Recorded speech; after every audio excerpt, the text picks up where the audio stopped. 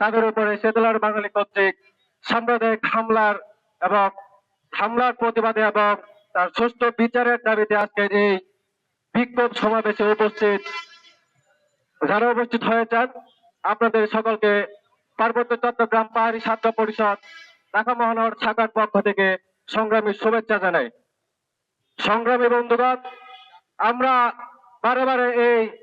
শাহবাগে এসে দাঁড়াই, কখনো পাহাড়ের আমাদের আদিবাসী নারীদের যে উপর যে দর্শনের প্রতিবাদের করতে গিয়ে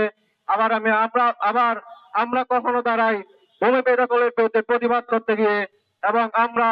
যুগের পর যুগ করে সেই স্বাধীনতার পরবর্তী বাংলাদেশ থেকে আজকে 54 বছর অতিক্রান্ত হওয়ার মধ্য দিয়ে আমরা বারে বারে দাঁড়াই যে পাহাড়ের এবং সমতলের আদিবাসীদের উপর যে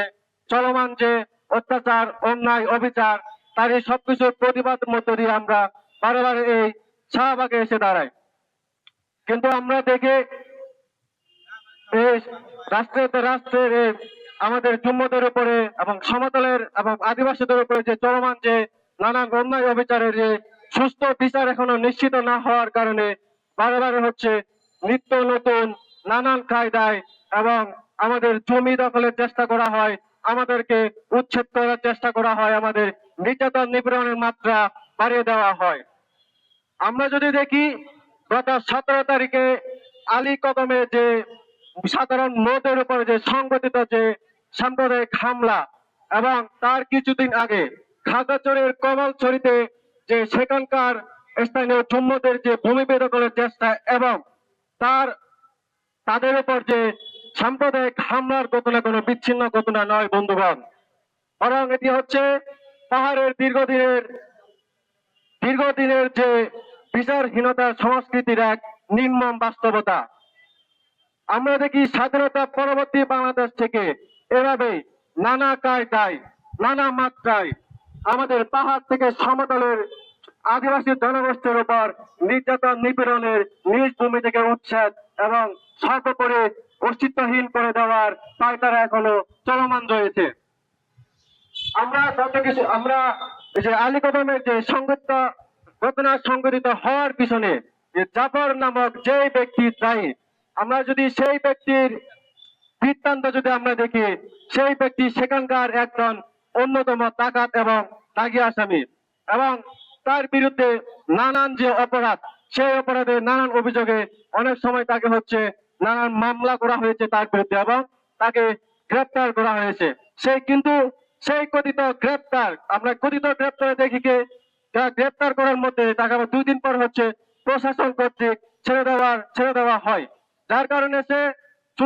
তার বিরুদ্ধে সুষ্ঠু বিচারের আওতায় না আনার কারণে সে হচ্ছে বারে বারে সে এরকম নেককারজনক হামলা, এরকম ঘটনা সংঘটিত হওয়ার যে সাহস পায়। তাই আমরা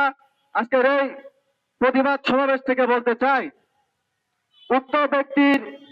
এরকম নেককারজনক হামলা সংঘটিত হওয়ার পিছনে সেখানকার ওসি এবং পুরো প্রশাসন কোনো দায় এড়াতে পারে না। তাই আমরা এই বিক্ষোভ সমাবেশ থেকে এই দাবি জানাতে চাই, আলী কদমে সাধারণ মানুষের উপর যে সংঘটিত হামলা এবং তার কিছুদিন আগে খাগড়াছড়ির কমলছড়িতে যে আদিবাসী জুম্মদের যে ভূমি বেদখল এবং সাম্প্রদায়িক হামলার সুস্থ তদন্তপূর্বক এবং যথাযথ বিচার নিশ্চিত করতে হবে এবং দোষীদের দ্রুত শাস্তির আওতায় আনতে হবে। আমরা দেখছি আজকে এই যে বাংলাদেশে একটা সময় মানবতা বোধ থেকে যে রোহিঙ্গাদের বাংলাদেশে আশ্রয় দেওয়া হয়েছিল, কিন্তু সেই রোহিঙ্গারা বাংলাদেশের বিষ পোড়া হয়ে উঠেছে। আজকে সেই অনিয়ন্ত্রিত তাদের আশ্রয়ের কারণে আমরা দেখি কক্সবাজারের উকিয়া সীমান্তে সেই রোহিঙ্গাদের কর্তৃক নানা রকম মাদক দ্রব্য চলাচল থেকে শুরু করে সন্ত্রাসী কর্মকাণ্ড সংঘটিত হয়ে আছে। আমরা এসব কর্মকাণ্ডেরও তীব্র নিন্দা ও প্রতিবাদ জানাই। আমরা সর্বশেষ আমি একটা কথা বলে শেষ করতে চাই, জুলাই গণঅভ্যুত্থান পরবর্তী বাংলাদেশে যে গণতান্ত্রিক উত্তরণের লক্ষ্যে আগামী 12 ফেব্রুয়ারি ত্রয়োদশ জাতীয় সংসদ নির্বাচনের মধ্যে দিয়ে যেই সরকার ক্ষমতায় আসুক না কেন, পাহাড় থেকে সমতলের এবং নানান জাতিগোষ্ঠীর মানুষের অধিকার নিশ্চিত লক্ষ্যে এবং পাহাড়ের মানুষের ভূমির অধিকার, রাজনৈতিক অধিকার, প্রতিষ্ঠার লক্ষ্যে রাজনৈতিক অধিকার নিশ্চিত করার লক্ষ্যে 1997 সালে 2 ডিসেম্বর যে ঐতিহাসিক বাংলাদেশ সরকারের সাথে